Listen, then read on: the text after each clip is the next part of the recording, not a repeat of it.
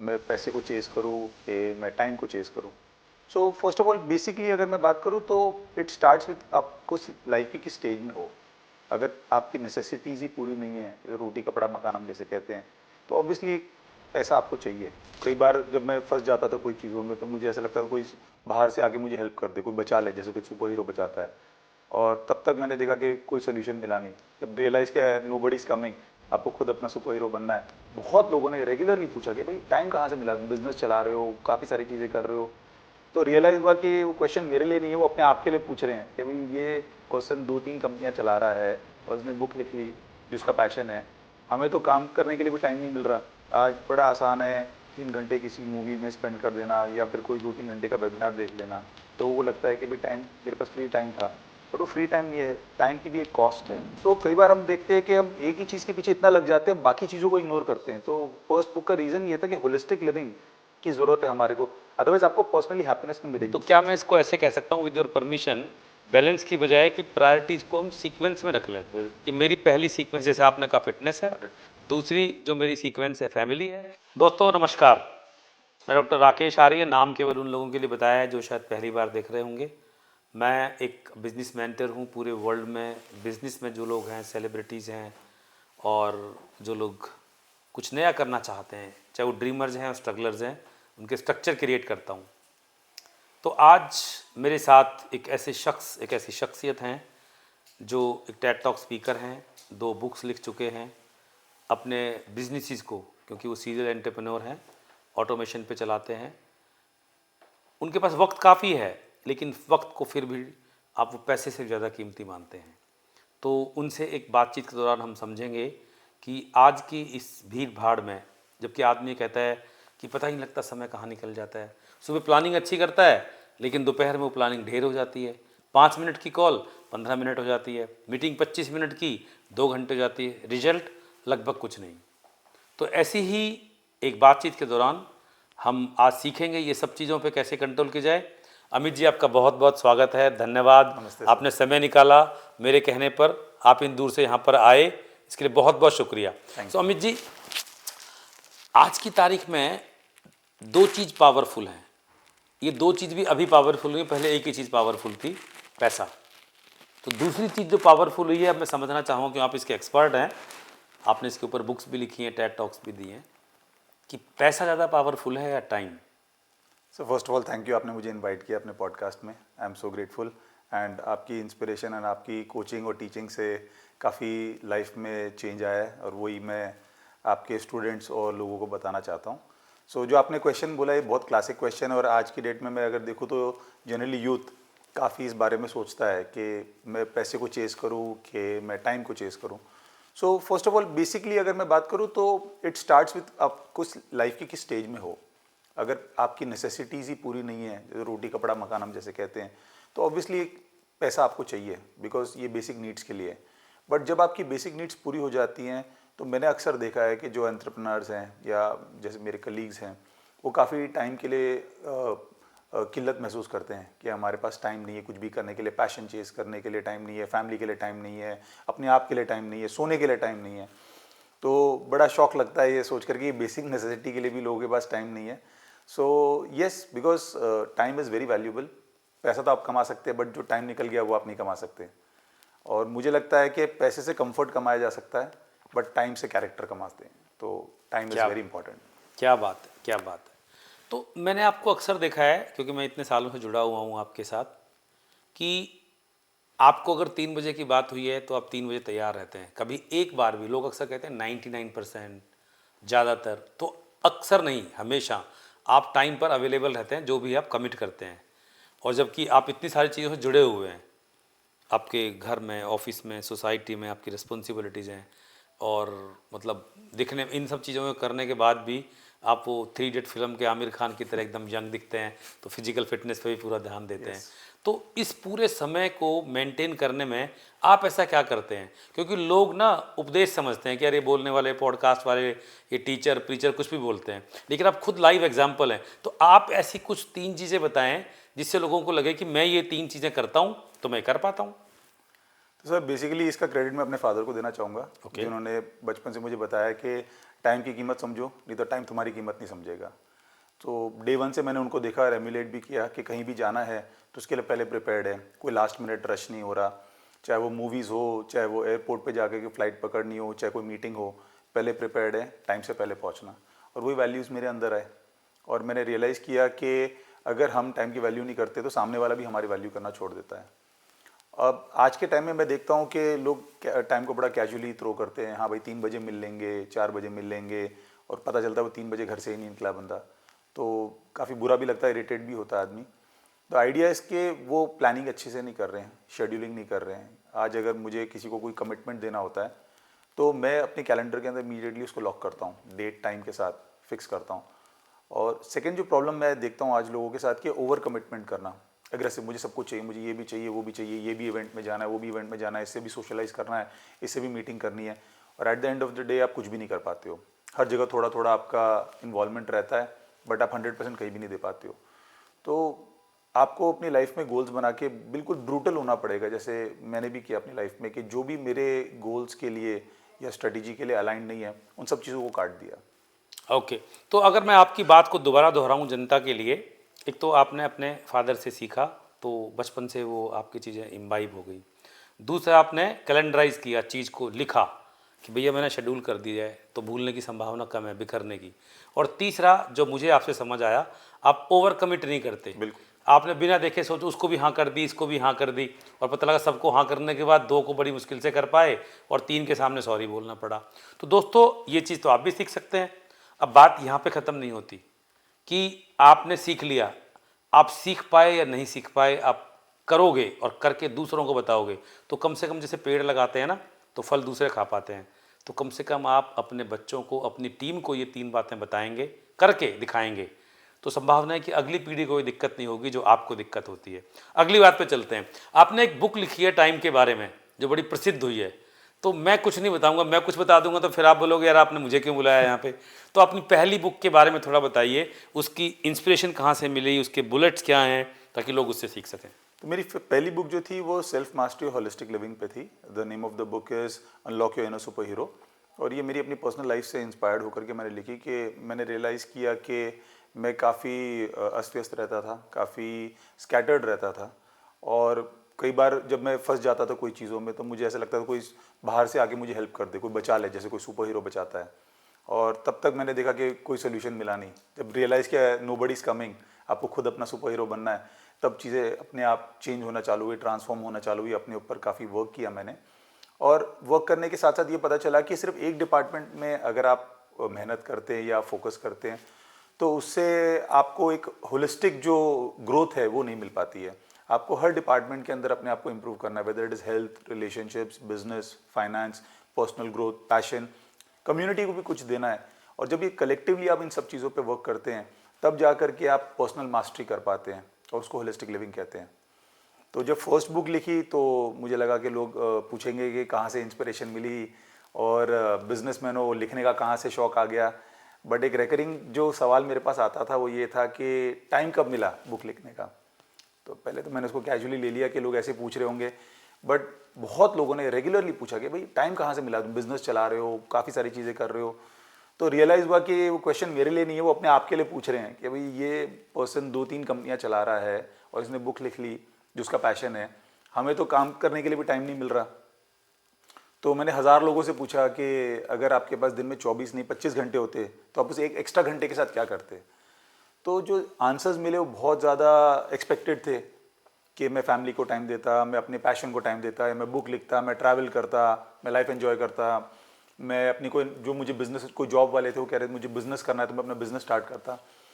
किसी ने भी, एक बंदे ने ऐसा नहीं कहा कि मैं काम करता, मैं स्प्रेडशीट पे वर्क करता, मैं बैलेंस शीट को देखता। और 10% लोग ऐसे भी थे जिन्होंने ये कहा कि मैं वो 1 घंटे को सोने में यूज़ करता, रिलैक्स करने के लिए। तब रियलाइज़ हुआ कि लोग समझ ही नहीं पा रहे कि टाइम की इंपॉर्टेंस। और लोग कहते हैं कि टाइम मैनेजमेंट, आपको टाइम मैनेज नहीं करना, आपको प्रायोरिटीज़ मैनेज करनी है। वाह, अगर आप प्रायोरिटीज़ को मैनेज कर लोगे तो सब चीज़ मैनेज हो जाएंगी। और वो इंस्पिरेशन बनी मेरी एक सेकंड बुक की जिसका नाम है the time architect.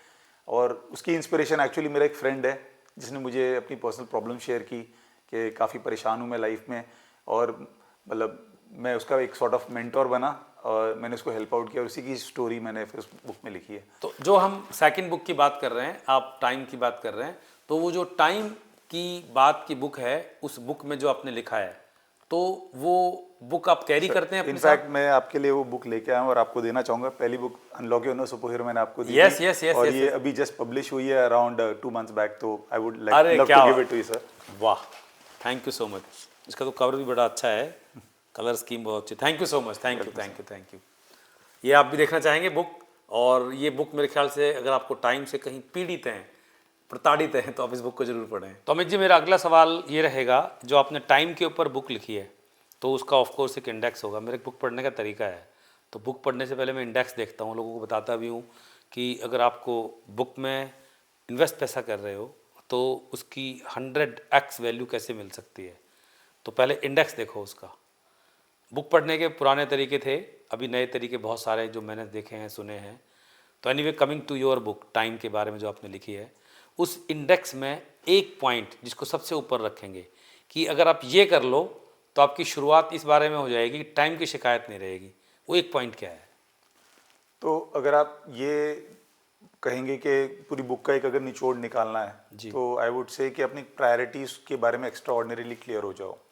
Because distraction बहुत है लाइफ के अंदर, और आज की डेट में जो फोमो इफेक्ट आ गया है कि मुझे ये भी करना है वो भी करना है, उस चक्कर में हम बहुत सारी चीज़ें छोड़ देते हैं। अपनी हेल्थ को इग्नोर कर देते हैं, अपनी रिलेशंस को इग्नोर कर देते हैं, अपने पैशन को इग्नोर कर देते हैं।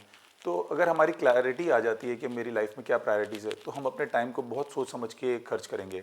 आज बड़ा आसान है 3 घंटे किसी मूवी में स्पेंड कर देना, या फिर कोई 2-3 घंटे का वेबिनार देख लेना। लोगों को लगता है कि भाई टाइम, मेरे पास फ्री टाइम था, बट वो फ्री टाइम नहीं है। टाइम की भी एक कॉस्ट है। आप जो 8 आवर्स देते हो अपने बिजनेस को, और अब जो आप कमा रहे हो, चाहे वो जॉब में कमा रहे हो, उससे आप उसको डिवाइड करके अपना पर आवर का एक कॉस्ट निकालिए।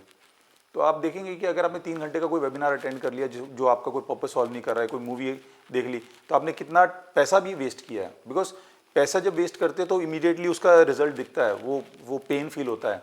बट क्योंकि टाइम का इमीडिएट पेन नहीं है, तो आदमी स्पेंड कर देता है। 1 घंटे से स्टार्ट होता है, फिर दिन हो जाते हैं, हफ्ते हो जाते हैं। Amit ji, sorry to pause, एक बात भूल जाऊंगा। जी, हाँ जी। जैसे ना, मेरे को एक बात याद आती है, जैसे कहते हैं ना कि he is one of my best friends. ऐसी जो प्रायोरिटीज़ हैं, मैंने कहीं पढ़ा था, ये प्रायोरिटी तो एक ही हो सकती है। आजकल लोग प्रायोरिटीज़ बोलते हैं, आपने भी अभी कहा कि लोगों की प्रायोरिटीज़ क्लियर होनी चाहिए। बिल्कुल। तो बेस्ट फ्रेंड तो एक ही हो सकता है।